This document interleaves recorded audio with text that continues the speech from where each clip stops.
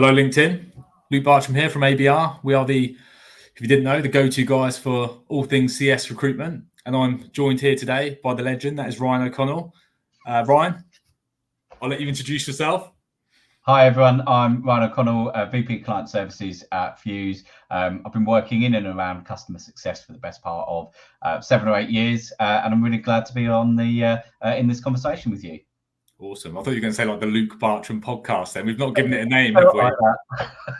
Although CS and BS is now a podcast. I've written that down. I thought that's a great one, but someone else has stolen that. So there's a free plug for those that follow it.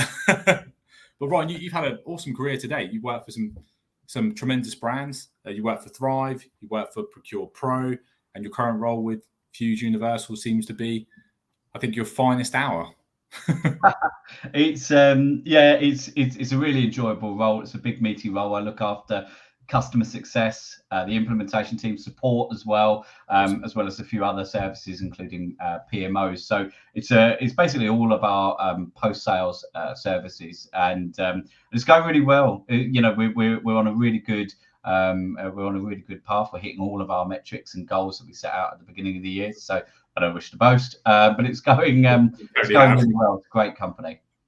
Awesome, good stuff. And you're looking surprisingly fresh after a couple of days at a Gainsight conference, or a Gainsight. It's not the conference, right? It's the event. So, yeah, that's right. I've just come back from 2.5 days at the CXO Summit EMEA. So this is where Gainsight bring together about 50 or 60 customer success leaders from various different businesses, take us away. It was almost like an offsite retreat. And it was a really good couple of days talking about a lot of the customer success challenges that other leaders face. Obviously, AI came up quite a bit, so it's interesting to see how different leaders are looking to integrate AI within their business offering, or whether they're looking to integrate it at all, which was another topic of conversation. We also spoke about other really important things like building customer advocacy through communities and revenue, making sure that customer success, as much as possible, is a profit center versus a cost center. So really, really valuable. As you'd expect with Gainsight, it was a really slick, well put together event. Lots of great conversations, lots of great food, lots of nice wine. It was a really good few days that was incredibly valuable. Awesome, good stuff. And I had major FOMO because I'm connected to so many people that were there. I actually had an invite, but couldn't justify it because I just spent a couple of days in Barcelona, which was kind of part business, part pleasure. And when you're married and you're away for a few days, it's a recipe for a divorce, I think. So, well, you have Barcelona, but look, you definitely missed out. I'm going to feed the FOMO. You definitely missed out. It was a really good, really, really valuable event, and I think everybody there came out with the same opinion. So yeah, my LinkedIn was full of commentary about CXO Summit afterwards. So it's really good to see. Good stuff. Good stuff. Well, I'll probably see you at Pulse this year anyway, in the Definitely. So yeah, in Amsterdam, November. In fact, Gainsight have just released early bird tickets yesterday. So if you're thinking of going, it's definitely worth taking advantage of the early bird tickets. Gainsight, you're welcome. I'm pretty sure they said they'd throw some free tickets for that plug as well. So fantastic. They better do. Come on, Nick. Good stuff. Good stuff. Well, look, it'd be great to kind of jump into a topic we kind of talked about back and forth, all things recruitment related, obviously, when it comes to ABR, but we'd like to get kind of a temperature check of the overall market and what leaders are saying as well across the space. And obviously really value your opinion. You've been in customer success for a good amount of time now, and it'd be great to share your thoughts instead of a recruiter giving secondhand information, which I'm sure a lot of you appreciate anyway, for the most part. But the thing that I'm really interested in understanding, because I get asked this all the time as well, I get approached by individuals that don't work within customer success, but they're kind of desperate to break in, and they might be an SDR, they might be a project manager, like really varied positions. But if you don't have CS experience, like how do you break into the world of customer success? And do you have like some top tips that you would give to job seekers looking to to enter the wonderful world of CS? Yeah, look, it's a really good question, and I also get that question from time to time as well. And I think the first thing to call out is the market at the moment. So we know that it can be a challenging market for candidates at the moment. There's a lot of really good talent out there looking for roles, but that doesn't mean that it's not possible to break into customer success.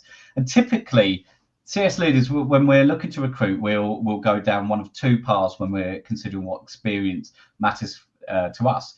The first is customer success experience. That's a given, right? So we might be looking for people that are really seasoned CSMs. Yeah. And the second is industry experience, and by that I mean experience in the industry that our customers are operating in. So if you if you have a marketing tech platform, you might be looking for people with experience of using marketing tech platforms. So you've got a marketing background. Similar for any of these kind of verticals. I work with an L&D platform at the moment, but you've got construction tech and logistics tech and anything like that. So if you've got experience working within the industry that your customers work in, that's a really good path to start to basically breaking into CS really. So those are the two kind of levels of experience that recruiters might look at. So if you don't have CS experience, it's really worth focusing on that industry experience, I think.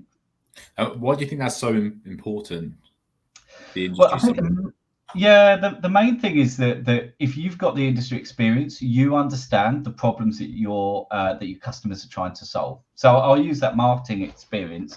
If I've got experience within marketing, I know the problems that marketers face, the challenges that they're trying to solve for, and how technology, SaaS platforms can help me achieve my goals, essentially. So if I was to go for a CSM job at a marketing tech company, I already have that knowledge of the problems I want to solve, and I can talk in the same language as the customers. So that gives me a big advantage, I think, over CSM generalists who might be exceptional CSMs and be a bit more industry agnostic.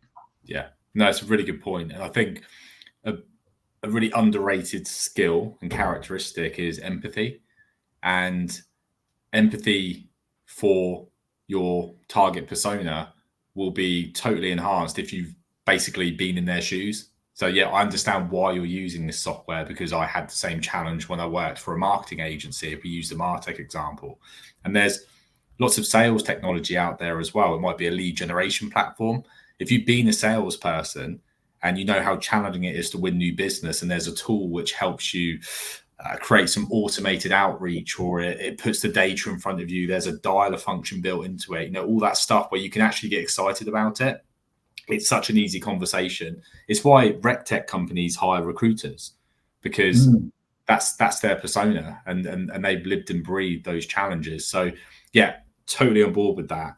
I think sometimes though, where the challenge comes in is expectations. If you come from a skilled marketing role and you're looking to break into CS, there's usually the need to take a bit of a haircut and not expect 50, 60K salaried roles within CS. And for me, that's usually where the challenge comes in, because individuals who are, like, if you take an SDR, usually it's a sidestep because there's a bit of an offset of, say, OTE, like base salary going into CS. But if you're taking a skilled marketing account manager or someone that's worked in PPC or SEOs, expecting like a 40 plus K salary can be quite tricky, I think. Do you see that as well? Have you had those types of conversations? Sometimes it depends on the level, and it depends on the level of your experience. So I think that largely holds true. But as with everything, there's exceptions. And I think back to a time I've hired more than one person with no CS experience on, almost six-figure salaries, because what they had was deep expertise in the industry that my customers worked in. So the word you used earlier was empathy, and I would add authority to that word. If you've been a kind of sort of senior leader in marketing or HR or construction or L&D or any of these different verticals that we're talking about, then I know that what you'll be able to do for my customers in a CSM type role is influence them, take them on a journey, help kind of sort of move the customer maturity dial for my customers, because you've been there and you've done it, and you've been a senior leader in their industry. So I think while what you say generally holds true, and probably holds true at the kind of mid-market CSM level, or even sort of junior associate CSM, if you've been a senior leader, there's still a real good path for you at a salary that's commensurate with your experience. Cool. Awesome. Okay. Good stuff. So if you're a candidate right now, and let's say you're working in marketing and you're looking to go down that journey, how would you recommend that someone approaches applying when the job application state experience within customer success is required? Well, it's a really good question. I think the first thing is thinking about what are the attributes that we love in CSMs. And if you look anywhere, on LinkedIn, listen to what people are saying. That people want CSMs to be proactive rather than reactive. So let's take that into the application process.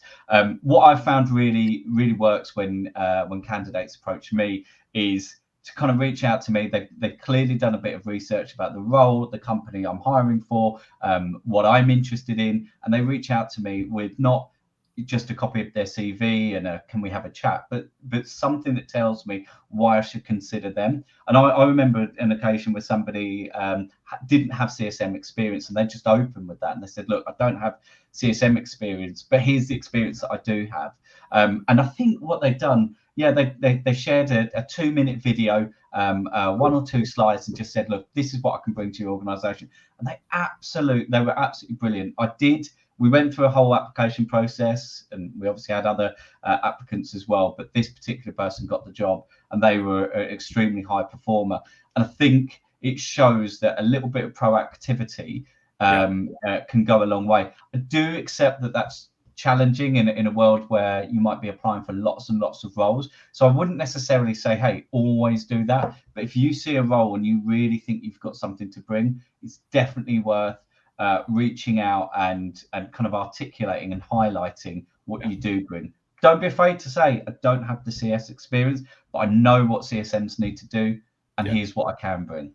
No, it's a really good point. And I would say when you're applying for roles, there is an element of volume with anything, but it's your responsibility. If you match a role really well, then I don't feel you need to amend your CV tremendously if it just looks really good for the position, right? Maybe personalize it slightly, but don't spend hours on it. If you do not match a position perfectly, then it is your responsibility to fill in the gaps, because the hiring manager can't do that. They just don't have the time or the capacity to sit there and go, oh, okay, who's that company you work for? Let me just quickly search them on Google. Okay, that's not relevant. So why did this person apply? Fill in the gaps, and the thing I always say is make it easy for the hiring manager to understand kind of what you're about. And I don't want to get into the intricacies of a CV, because I think that's a totally different topic. But the one thing I would say is make it easy for the person reviewing your application, your approach, to go, that makes total sense. I should speak to this person. Yeah, look, I completely agree. I think making it easy. Different recruiters are going to have different preferences. I quite like, a little bit of a summary at the top, where you can sort of scan it and look for keywords. I don't mean using technology. I mean literally, you're looking for either industry or the words customer success. That's my personal preference. But I think you're right. What I did last time I was applying for a role is, I think I had 4 or 5 different versions of my CV, depending on whether I wanted to focus on particular areas of my experience. So I found that helped. That helped simplify my own personal application process. But and I've heard you say this before, Luke, and I'm here to say exactly the same. Don't be put off by a role that has hundreds of applicants. We talk about this so much now, it's almost a cliche, but if you see a role and it's got 200, 300, 400 applicants, an infinitesimally small percentage of those applicants will be relevant. So don't think, even if you don't tick every box, if you think you've got something to add, then do put your hat in the ring. Every application does get seen, and it's worth doing it, because honestly, and Luke, you've spoken about this before, haven't you, that it is still worth applying even with hundreds of applicants. Yeah, there's a minute number of people that fit the brief, and an even smaller percentage of people that actually take the time to justify the application. And I always say the CV being sent to the hiring manager is not kind of the end of the process, and it's almost not really the beginning either. If you want to think of it in a timeline, the objective really is to get an interview booked in. Okay, so just sending a CV isn't necessarily the only way of doing that. I think putting your CV forward, tailored, relevant, like that's almost step one of the cadence. Applying, there is a hiring manager, there's a human behind it, and sometimes there's a talent acquisition team. That's fine. It's not a bad thing to bypass those individuals just to let the hiring manager know you've applied. And look, if you're struggling to articulate why you've applied and why you're relevant, then you're probably in that mix of you shouldn't be applying for this role, like being totally candid. So you are one of the 399 people that are wasting individuals' time, and that might be hard to hear. But if you can justify the application, i.e. relevant industry experience, you can match the persona. Yes, you don't have CS, but you worked in account management, and actually in spec you're talking a lot about the commercial side. Well, that's something I can bring because I've done an awful lot from upsell, cross-sell, growth, expansion. That's my bread and butter. And I've also worked in the same industry as you guys. So from a buying perspective, I get it. I've had the same pain. And you can do that in a couple of ways. You could contact the decision maker directly on, say, LinkedIn, or find their email using a data tool. It's really easy. There's loads of free trials out there for software. Or if you're connected with them, you can actually send them a voice note or a video. It's really easy. A lot of people don't know this, but when you use your mobile on LinkedIn, it's so easy. If you go into messaging on LinkedIn, you've got options to leave a voice note, or you can record a video and say, hey, and keep it really relevant. Stand outside their offices. Don't do that. That'd be a bit too far. Don't be a stalker. It's a really good point, and it speaks to that. What do we love about top performing customer success managers? They're proactive, they're innovative, and they try different approaches to engage their customers and take them on a journey. So anything you can do to show that that's kind of core to how you like to operate as part of the application process, I think that's really good. There's one other thing, and I really liked what you said. The CV isn't the end of the application process, and your main goal is to get an interview. After you've had your interview, a little tip that I've got is when you do your follow-ups, and you really should do a follow-up, don't just thank them for their time and reiterate how keen you are. Try and call back to one part of the conversation you had. So maybe we had a conversation about revenue or quotas or something like that. Sort of say, hey, I was reflecting on this part of the conversation, and then add some additional thoughts. I think when you do that, you're really showing that you're that you're quite sort of thoughtful, and that you're very interested in CS as a career, to such an extent that you're still thinking about some of the conversations post interview. So I think that's the top tip as a hiring manager that I'd give to people post interview. Yeah, and also layer that slightly, show your commercial acumen, and push for a follow-up meeting. So one thing you mentioned is the commercial side is really important to the business, and what I wanted to do is actually show you some of the results I achieved for a previous role. I love that. Stick that across, and then say what I'd love to do. There's only certain information I can talk about over email. I'd love the opportunity to come back in and demonstrate that further. Love to hear your thoughts.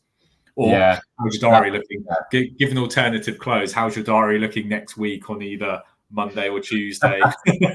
Well, that's when you start to get super, super bold. But look, I love the approach of saying, look, I'd love to discuss this more and get show you what I've done, etc. That's a really, really good approach, and as you say, it really speaks to the commercial side of the role as well. So and what's really interesting is it's really hard. Like, you try and put yourself in the shoes of a hiring manager. It's actually really hard to assess things like coachability and proactiveness, and the stuff that's really important, because unless you set a task, i.e. you say to a candidate, we're going to give you some information, we want you to go away, research it, come back, and you kind of give them almost like a mini coaching session or whatever it is in the meeting, and then they come back and demonstrate. It's hard through even competency-based questioning to actually extract that.